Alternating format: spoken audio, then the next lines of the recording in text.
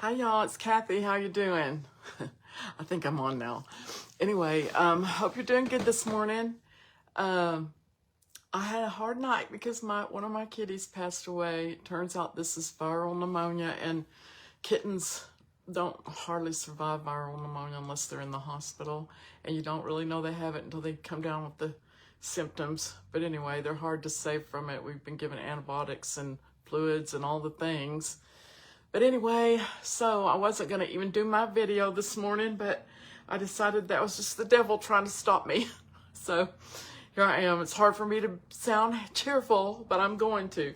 So anyway, sometimes we just have to do things even when our emotions aren't quite there yet. So just take that as an example that sometimes we are having a bad day, but we need to just press forward and go on through whatever it is that our day is calling for us to do.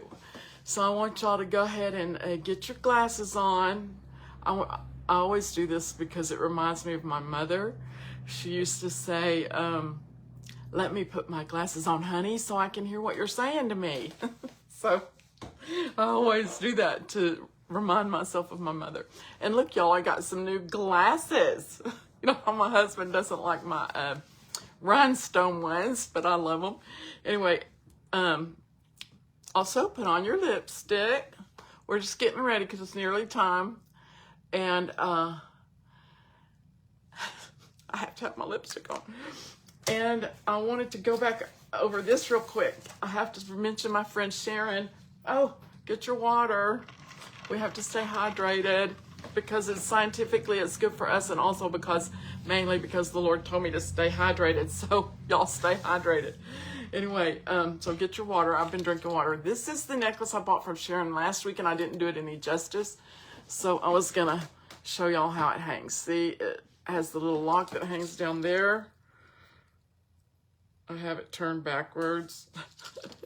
Sharon's link will be on my profile somewhere. I mean, in my comments somewhere. Anyway, there's that little necklace, and it comes with earrings, and it is only $8. But she has all kinds of little, just cute things like this that you can order. And she has some new designs that are a little more expensive and elegant if you're into a little better costume jewelry. Anyway, I was trying to decide. It's 1 minute before we start.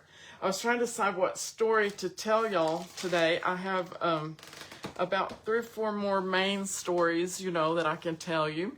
So I think today is 10 o'clock now. The story that I'm going to tell is called The Mysterious. I try to title them so I'll remember what story I'm supposed to tell. Anyway, it's about a mysterious voice that I heard. So what happened was I, for a while, was going to a Writers Guild in Houston, Texas, and I was trying to find out how to turn my book, Surrounded by Spirits, into get a script for it. And I was starting another story, which I still haven't published yet. And anyway, during that time, I was going to the Houston film industry meetup groups and the Writers Guilds and all the things. And I met a young lady that was an actress, and she wanted to be the main character if my book was made into a movie. And I did have a producer tell me that if I would get a script together, that she would produce my movie. But guess what? I got very sick. That's when I had that tumor and all the things, and I just couldn't finish it. So it didn't ever happen. But anyway, I was going down there, and I met her, and she heard all about me and the stories that I had to tell about seeing spirits and being able to know who was there. A lot of people sense a spirit, but they aren't able to tell the identity of the spirit. And the reason you want to identify the spirit is because you're supposed to discern the spirits and decide whether they're a good spirit or an evil spirit, because there's both good and evil. And anyway, that's another part of my ministry, is good and evil. But anyway, so what happened is I went down there. She called and asked me if I would go down to her house because she had a presence in her home, and she wasn't sure if it was a good presence or a bad presence. She just kept praying against it, but it didn't leave. And so she called me and asked me, would I come to her house? I lived in Houston. She lived in Galveston. And she asked me if I would come down to her house and see if I could pick up on who this spirit was that was in her home and ask it to leave if it was a bad spirit. So I didn't mind doing that. I had been sick, like I said, so I hadn't been out of the house in a while, and I hated driving because, you know, Houston traffic is pretty bad, and I was having to go all the way to Galveston. So but I knew I was supposed to do it, so I got in the car, and you know, y'all, I'm sorry, but I pray about everything. If you don't pray, that's your business, but I do. So I was nervous about driving, so I prayed about driving down there, and I got on the highway and started going down there, and all of the traffic just cleared out. It was like a straight path. I didn't even have any traffic around me going all the way to Galveston. I might see a car here and there, but it was like everybody left the planet. Anyway, I got down there. I just thought that was interesting. Anyway, I got down there and I found her place, and I pulled in the driveway, and it was in a kind of more rural area. There was, you know, 2 or 3 acres to each home site. So I pull in the driveway, and I'm thinking they're home because there's 2 or 3 trucks parked in the driveway. So I get out of the car, and as I take about 2 or 3 steps from the car, a voice says to me, "Get back in the car." And I just they said, because there's a dog and it will hurt you. So I went and I jumped in my car waiting for a dog to come running out somewhere, because usually they don't talk to me that directly or that quickly. And I ran and jumped in my car, and I closed the door, and I looked around and didn't see a dog anywhere. So I thought, I don't see a dog. What's going on? So I called the lady and I said, "Hey, are y'all home?" I said, "I'm here." And she said, "Oh, we ran to the store, but we'll be back in about 5 minutes. I'm sorry, you know, we thought that it was going to take you longer to get there." I said, "Yeah, I know, but I didn't have any traffic, so I got here a little early." I said, "Okay, that's fine. I'll just sit here and wait for y'all." And so I didn't tell her about hearing the message about the dog or anything. I don't usually tell everything that happens to me. But anyway, I'm trying to ignore the flashes that are going off on my phone, y'all. It's so distracting. Anyway, I sat there, and it was very hot, so I decided I was going to roll my window down. I had parked under a shade tree, thank goodness, but it was still really hot. So I rolled my window down, and I didn't barely get my window rolled down till this same voice said to me, "Roll your window up, there's danger."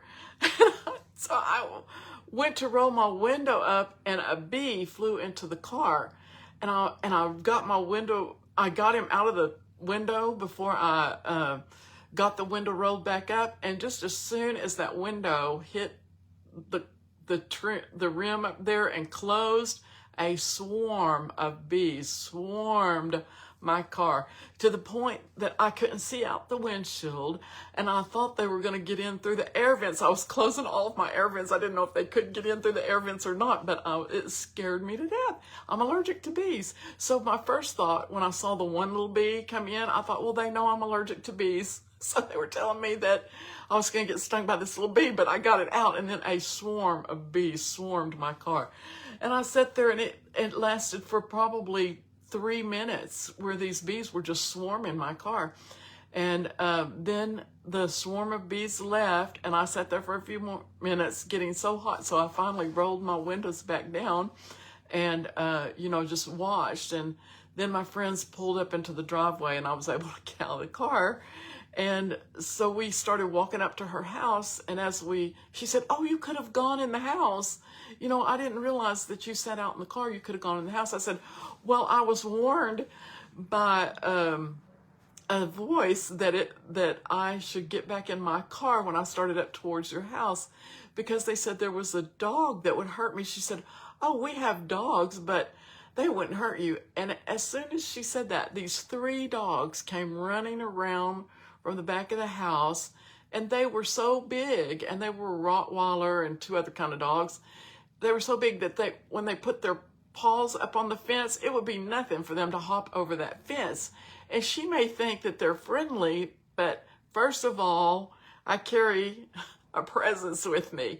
And it's sometimes animals notice it, sometimes it scares them. Most of the time it draws them to me.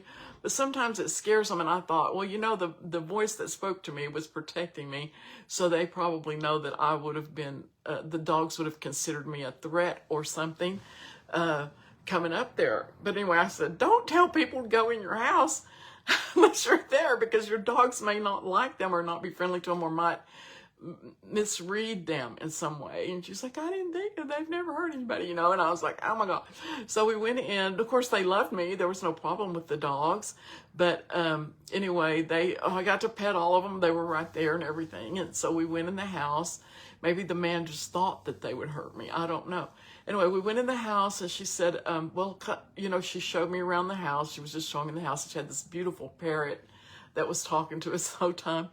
And then she said, well, I feel it most of all in the back, in my bedroom and in the hallway back there. She said, but I've actually seen somebody looking in the window. And of course, I'm thinking more practical. Are you sure there's not somebody casing your house or something, So she said she was sure. And of course, they had protection and all the things. Anyway, we walked back there, and I did feel the presence more in her room and in that back hallway.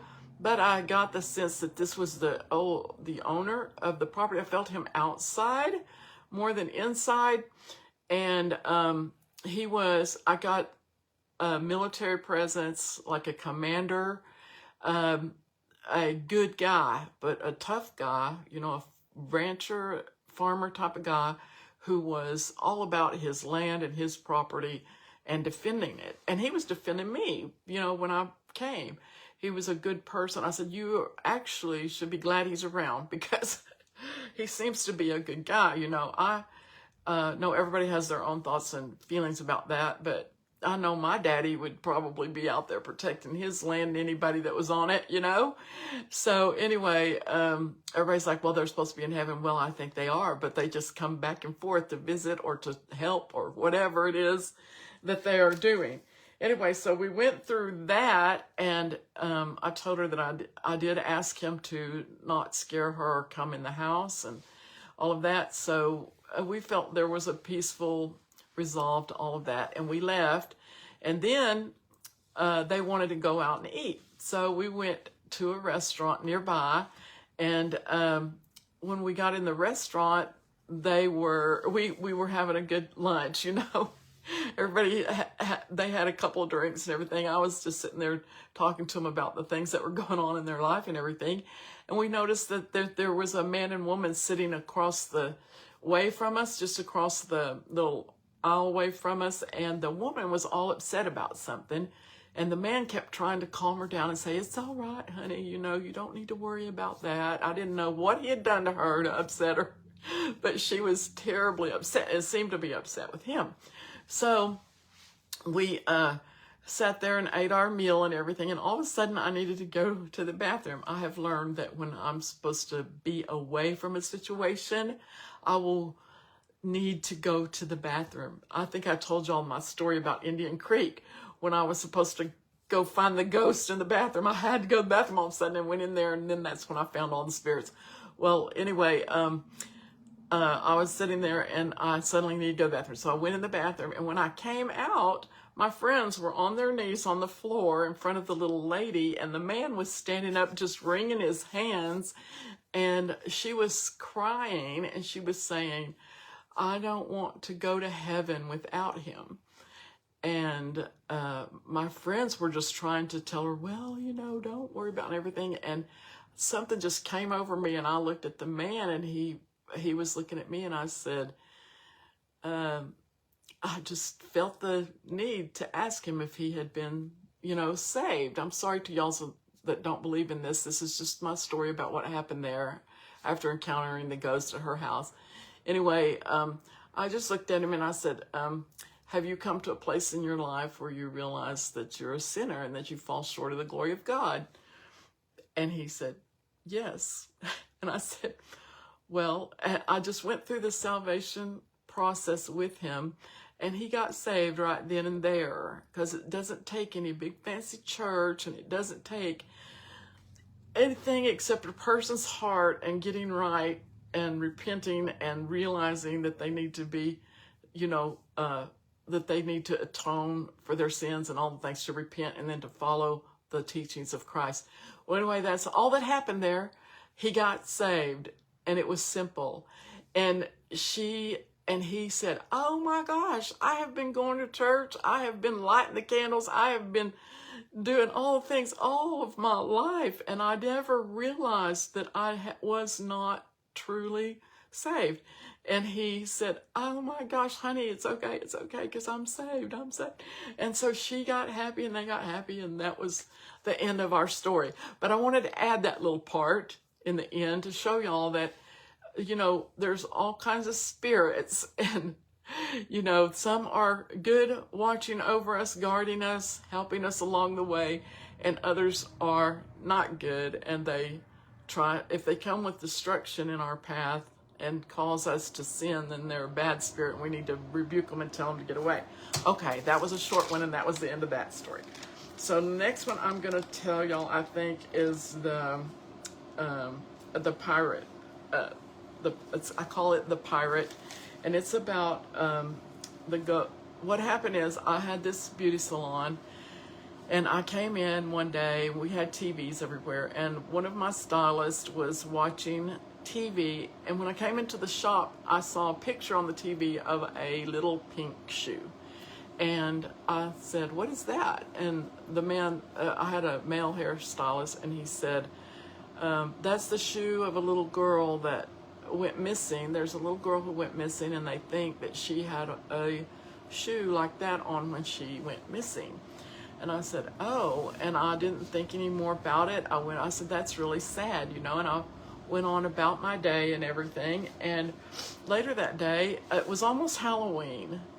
And I guess it was about a week maybe before Halloween, and or maybe 2 weeks. Anyway, I went on about my day, and all of a sudden I got this, I needed to run to the Walgreens and get some medicine, and I went in there, and there was this big, huge pirate hanging from the ceiling.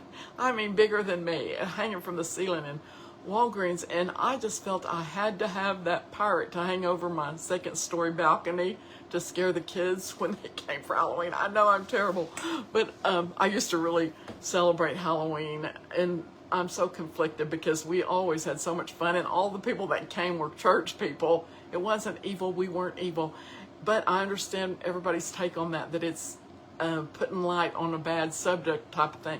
Anyway, I hung that thing over my second-story balcony, and it scared the kids to death, and everybody loved it. And I bought a pirate outfit. I dressed up like a pirate to hand out the candy. I was so obsessed with the pirate all of a sudden. Well, anyway, I didn't take any notes on this, and it's been a lot of years ago, but I'm going to try to remember the whole story. So anyway, I was all about the pirate situation. Well, later, the second day, the first day I bought the pirate and everything, and then the second day after I had seen the little shoe, I laid down to go to sleep after I got home from work, and I heard noise in my bedroom. It woke me up, and I hear this little girl's voice speaking to me, and she said, "He's a pirate." And I said, I'm thinking, this is this little girl that's missing, and she's trying to tell me about the person that got her, and she's telling me that he's a pirate. And I'm thinking, that's why I had such a sense of this pirate business. I said, but I'm trying, you know, she was already trying to contact me. I said, but why is she calling him a pirate? I mean, probably because she's a little girl and he's a bad man, and the worst thing that she can think of is a pirate, right? And maybe he looks like a pirate. Maybe she just feels he's the scariest thing she can think of is a pirate. I didn't know. I said, honey, I said, you know, she was just kept talking about the pirate, and he's really a bad man. He's a pirate. And then I said, they had said that the mother was missing as well. And I said, is your mother with you? She was too small to talk to me very much. She didn't really know how to express herself. And I said, is your mother with you? Because I felt a presence with her. And she gave me a disconnect. And I told y'all before that when I get a disconnect, when someone is related to someone else and they're talking about them, or I'm talking to them about them, and they give me a disconnect, that means the bond has been broken. That means that that person had something to do with or knows about what happened to them. From my experience, every time they have given me a broken bond, that means that either the person had something to do with them going missing, or they themselves, murdered them. Well, I'm sorry, all of my stories, a lot of them are about murder, y'all, because that's what I see. I could tell y'all why from the Bible. I see this. I'm going to do that in my Bible study next. But anyway, so she gave me the disconnect, and I thought, well, I don't know. I didn't know at that time. I did not know what that meant. I just knew that she gave me a disconnect from her mother. She wouldn't talk about her. I wondered, does that mean that her mother did it? Does that mean she had something to do with it? I wondered at that time, and now I know for a fact because of the other experiences. Anyway, they kept showing news clips about it for the next couple of days on the news. And then all of a sudden they found a little girl. Wait, first they said there's another, there was people were confused because they wondered if it was the same woman and little girl that had gone missing in a state, because she told me she was from the north. She did tell me that. She said, I'm from the north. I'm not from here. And she said, she wouldn't, and he's a pirate. Those are really the only clues that I can remember her giving me.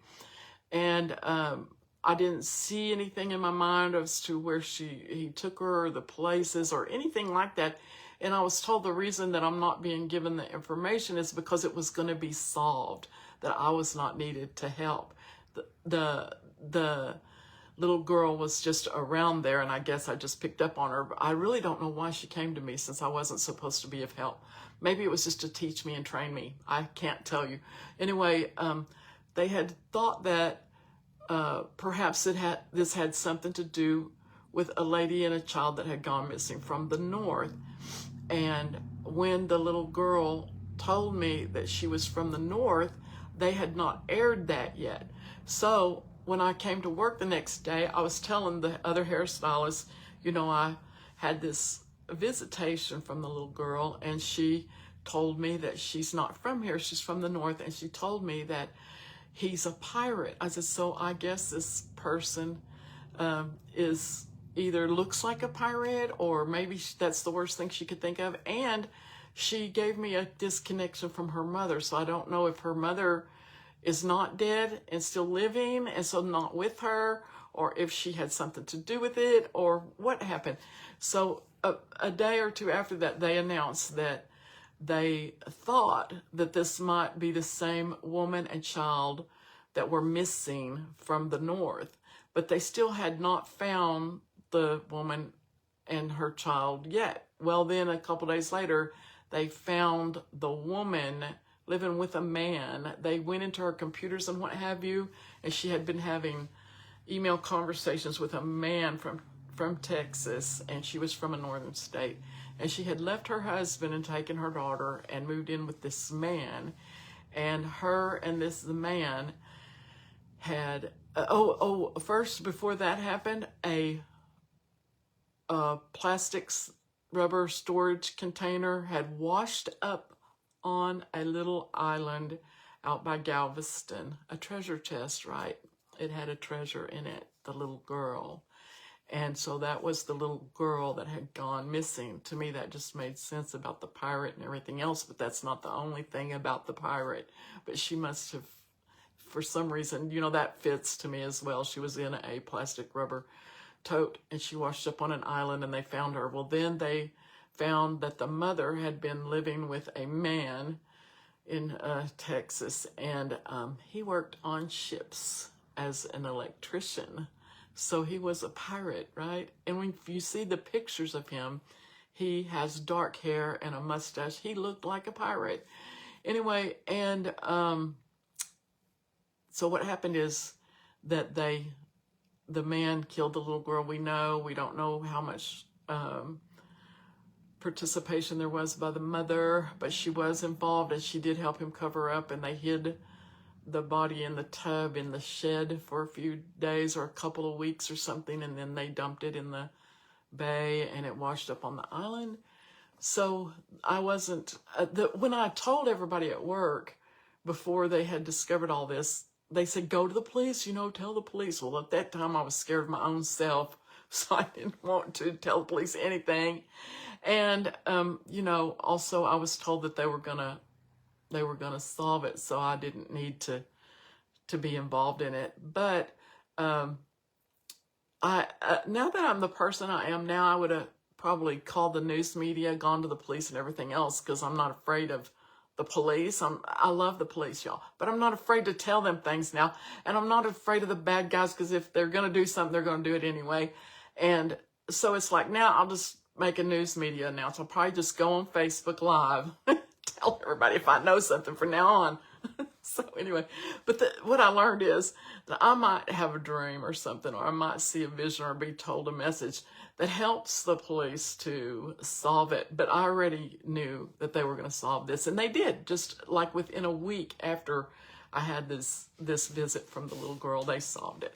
So that's the end of that story. And I have a couple more, but I think I'll save them for next week. So thank y'all for watching. Don't forget to tell me hi and share with your friends. And I'm going to do my little Bible study, y'all, right after this. I'm sorry to tell that to all the people that don't believe. That's okay. You don't have to listen to it. But